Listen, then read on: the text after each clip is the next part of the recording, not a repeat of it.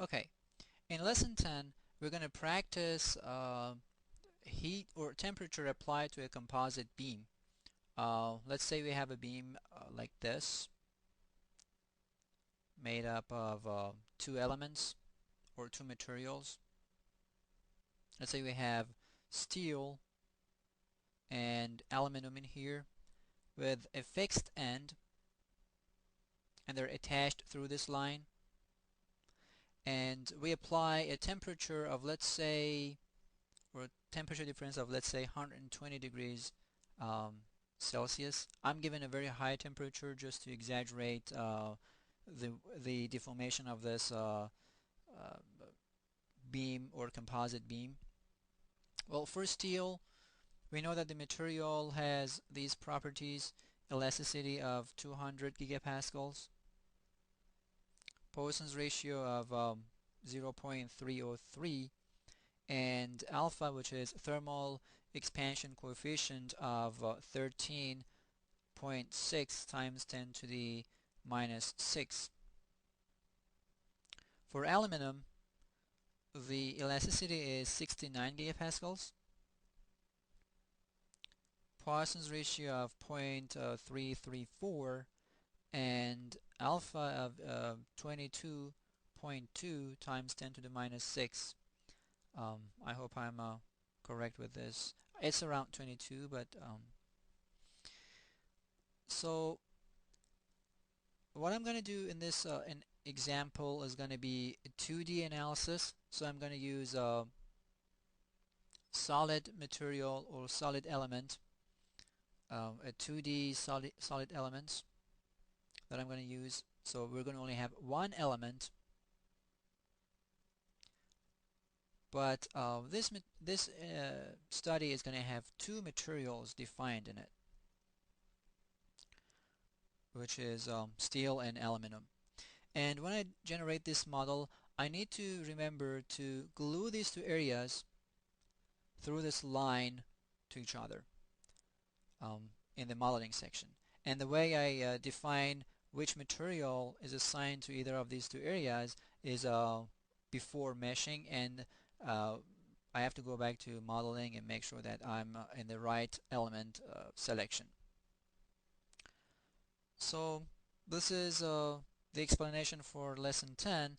Let's go to ANSYS and do the modeling and analysis. Okay, we're in ANSYS.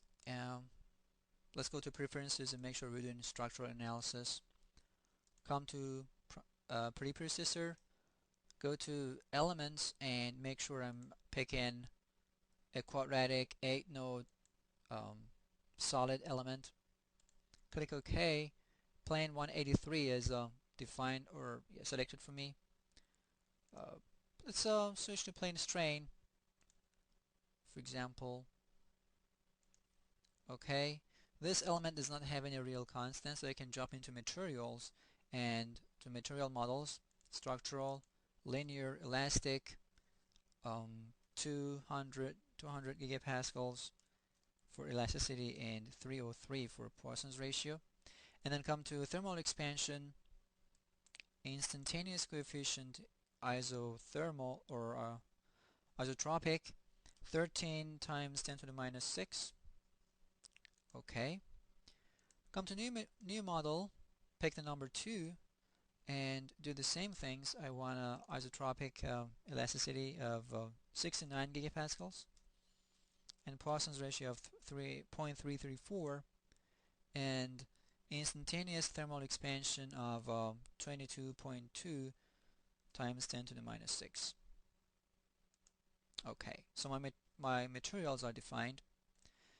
So I come to modeling, create areas, rectangle by dimensions. I want to make two areas, 10 millimeters, well, let's make it 20 millimeters in length in the x direction, and 2 millimeters in y direction. Apply. The first area is made for me. The second area I'm going to make exactly the same length, and instead I have to go to 0 and -2 in y direction. So the two areas are made like this for me. And before I go to meshing, what I have to do is to come to operate under modeling, pick booleans, glue the two areas, and pick these two areas and click OK. So they are glued to each other. Now I want to mesh these things, but first of all I want to make sure that which material is picked for the elements I'm going to have. So I come to element attributes. Plane 83 is the only element that I picked. Material 1 was steel. I don't have any real constants, and the coordinate system is the same, so I click OK. Come to meshing. I want to use mesh tool for here. Go to smart size 3, mesh, pick the first or the top area, click OK. That is meshed. As you see, the second area is disappeared, so just come to here, plot areas. Go back to modeling, element attributes. Let me close this window. And make sure that the material number 2, which is aluminum, is selected. Click OK. Get back to meshing, mesh tool. Same thing, mesh and area number 2. So both my areas are meshed. Appropriate materials are being assigned to each of them, and they're glued in the line of y equals 0. Now it's time to apply the loads. The first thing is to make sure that I'm doing static analysis, which is picked here, and then come to define loads, apply structural displacement on lines, and I'm going to pick these two lines. Click OK. All DOF is 0. OK. So it's fixed in this line. Then I come to temperature on areas, pick the two areas that I have, and give a temperature of 120 to be a little bit high and exaggerated. So my material is ready, or my model is ready, so I come to solution, solve, current LS, OK, and the solution is done. So let's see how my composite beam is gonna deform with these conditions. So you see it's expanding in the lengthwise. Control plot, nodal solution, displacement vector sum. So the displacement is pretty small actually, but as you can see, zero displacement in here, and as we're going back through the length of the composite beam, the displacement is increasing. Let's see x component of displacement. In x direction, the maximum is 0.08 millimeters, and also we can see the y direction again. So we have some negative values in here, but then as it goes forward, because it's expanding, the beam is trying to expand, so very little minimum displacement in y direction is seen in this area. Let's go to plot vector plots and see the vector of translation. So this is how my composite beam is translating. Go to list results, reaction solution, and for all the nodes that I have in the fixed end of this beam, I see these forces in x and y direction. So even though I have only temperature and not physical loads applied to my composite beam, I still have pretty high loads in x and y directions, as you can read in here.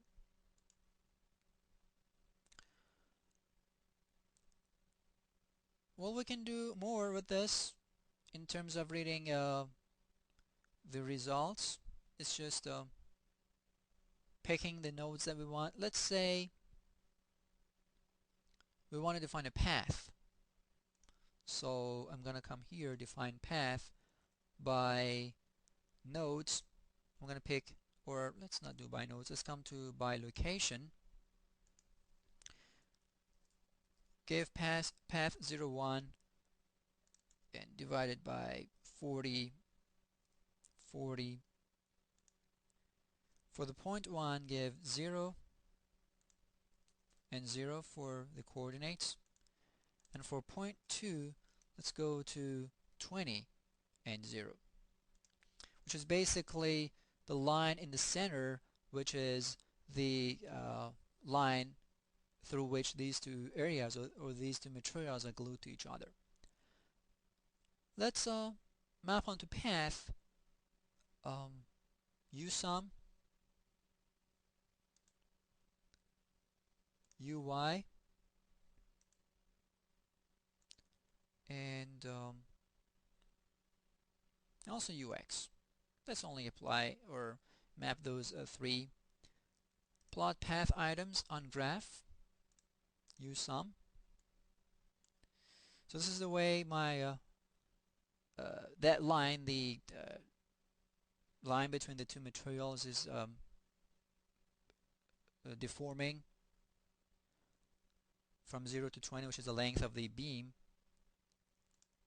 Come to UY. Again, this is pretty much the same profile. And let's see what UX is. So you can basically see these things. I can also come to list results and path items.